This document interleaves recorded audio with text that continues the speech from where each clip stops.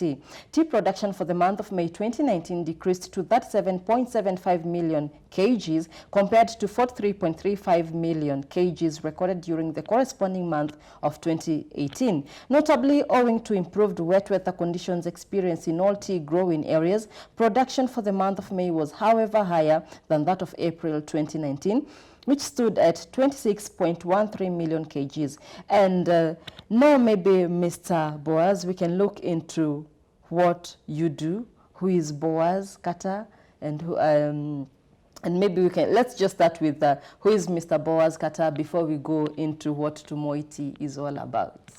Fair enough. My name is Boaz, as you may have rightly put it. I am an entrepreneur. I am a tea farmer based in Rift Valley, which is Nandi Hills is, west of the Rift Valley.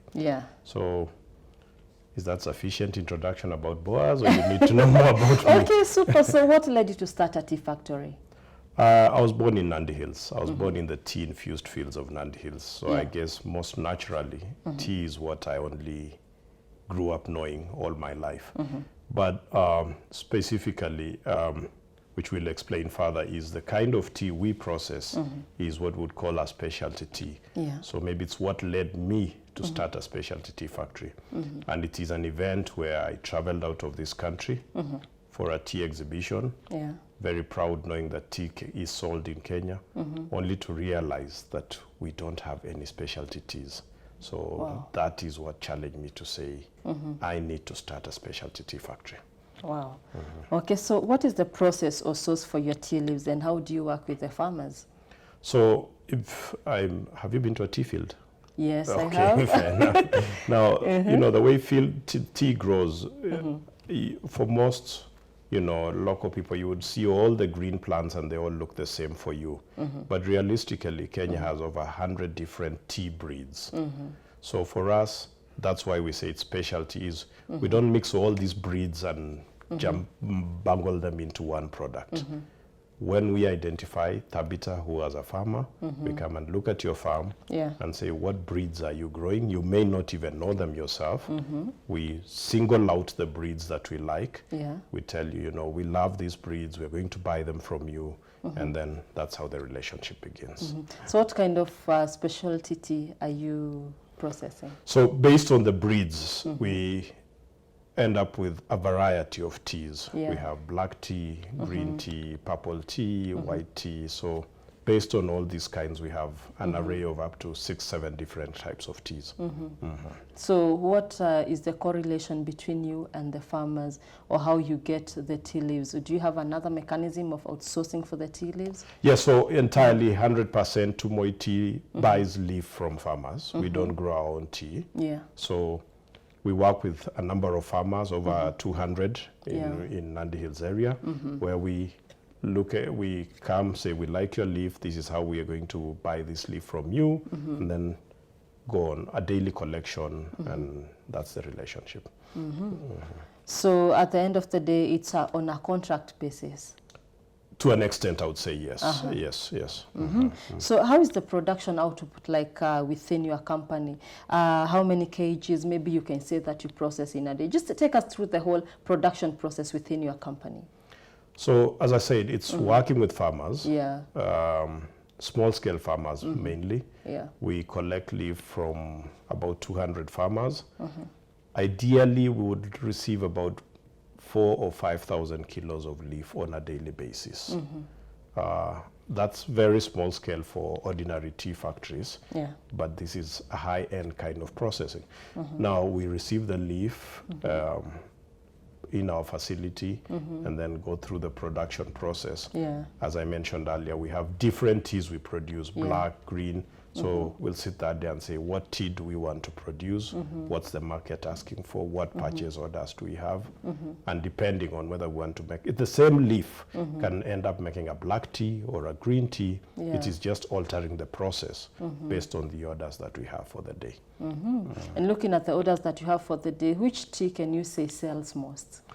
Predominantly black tea. It sells a lot. Yeah. We try and really push on the purple too. That's just because this leaf, the actual plant has purple looking leaves, is unique to Kenya. So we also do a significant volume of that. So purple and black are our main two. And looking at technology and being that you're still a youth, making good use of technology, how have you made use of it in your processing? First, I'm glad you're using the word youth. I thought I'm very much older, but technology-wise. No, okay, fine, thank you. Yes, in my very youthful age.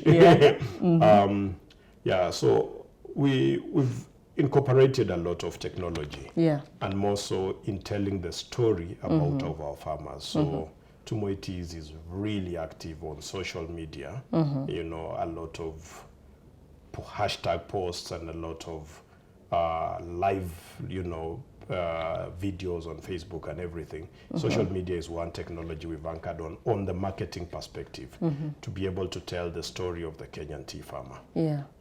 From a production perspective, again, if you visited us, you'd find all these kind of, let me say, neat machines that most likely you wouldn't see in other factories. And it's just really trying to, some locally made by our own artisans, some imported of course, but all this is just incorporating technology to either make the process easier or to make the selling of tea more exciting.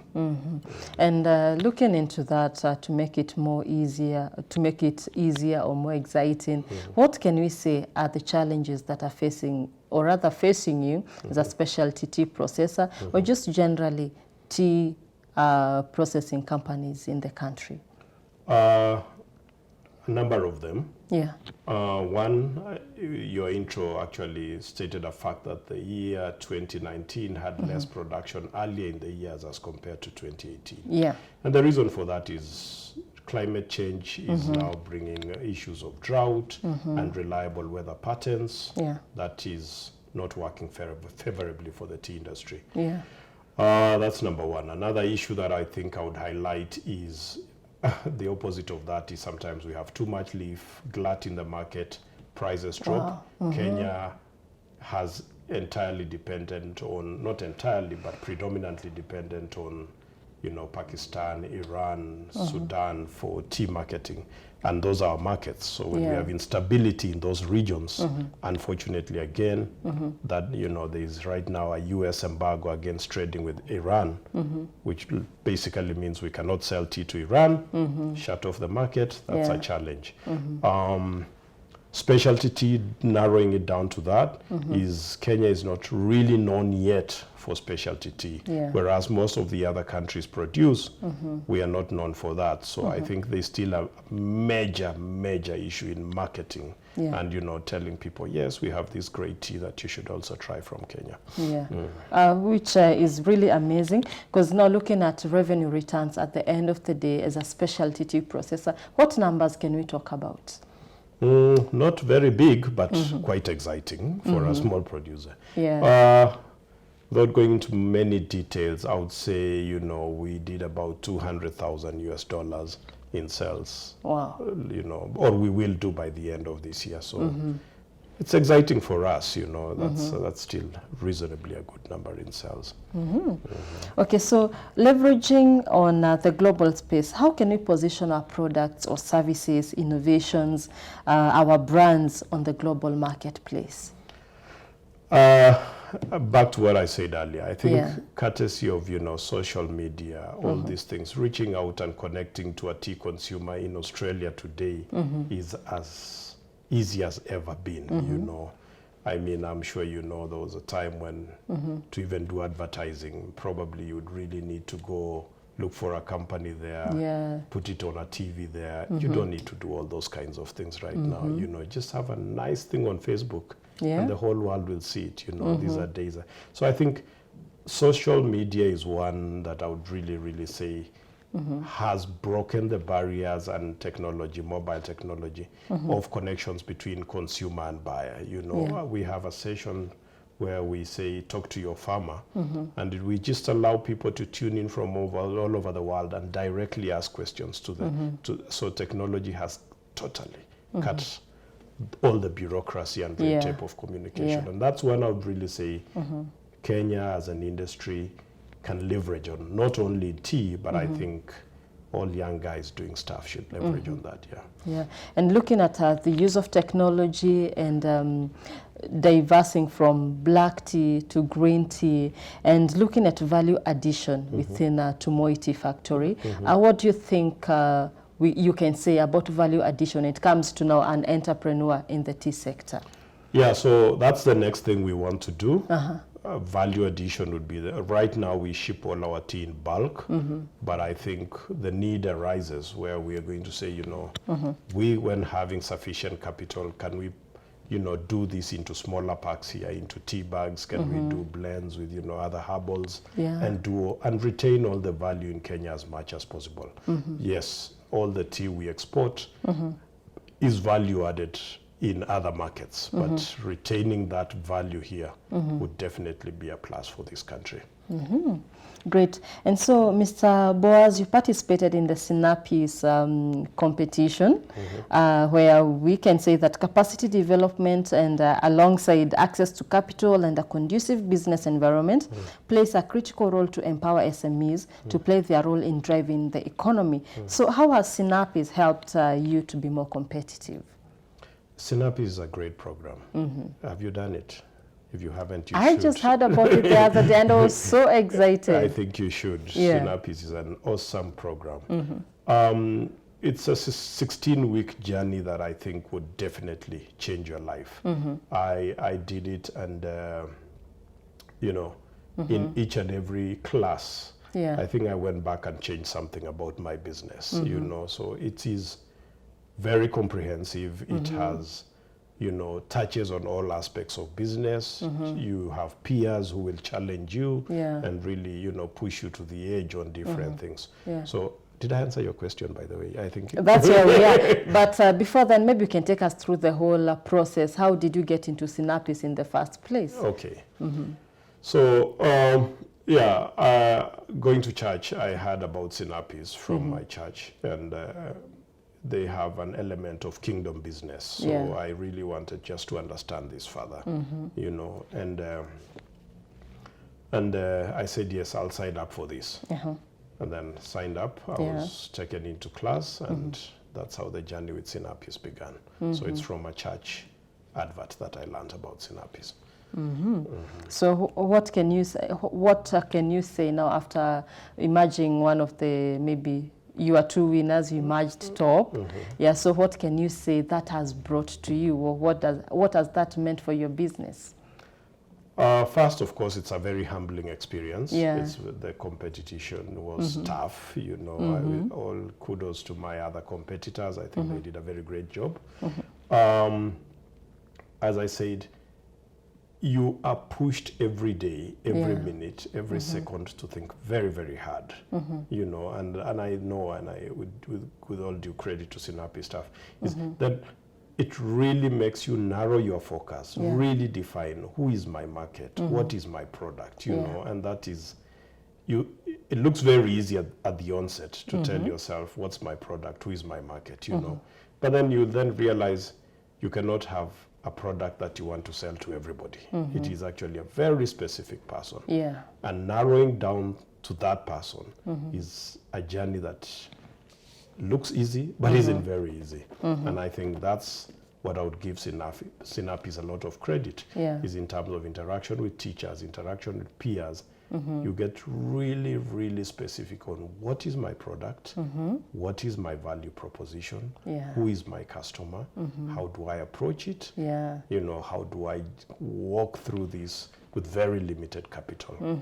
And at the end of that, I mean, you believe you me, in those 16 weeks, my business changed from what I thought it was to what it is right now. Can you say this was your breaking point?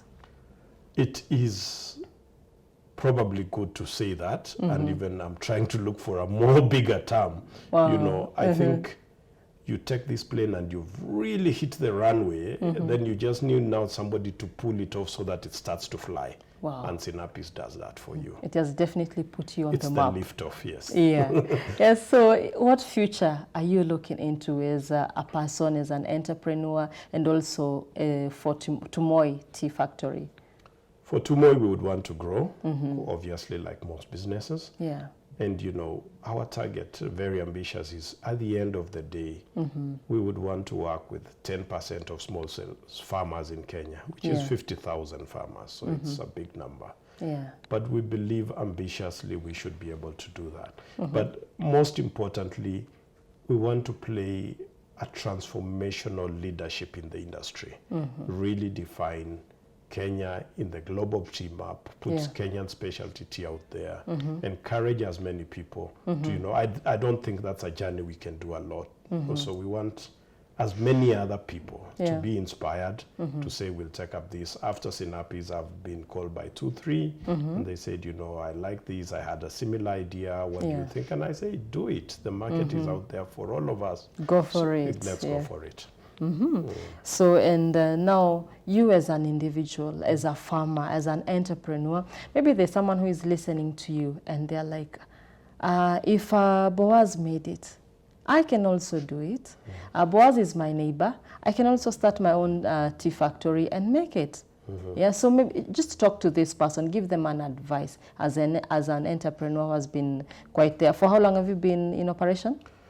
Mainly as Tumoi now, we are headed to the 5 years. As an entrepreneur, 10 years or so now. Wow, amazing. Yeah. So maybe talk to this farmer who is looking up to you, or someone maybe in another county who is looking to starting a tea business in the country. Just talk to them, a point of advice. Yeah, I would say once you have that thing planted in you, that thing that is telling you you need to do this thing, you have to go for it. Yeah. You must go for it.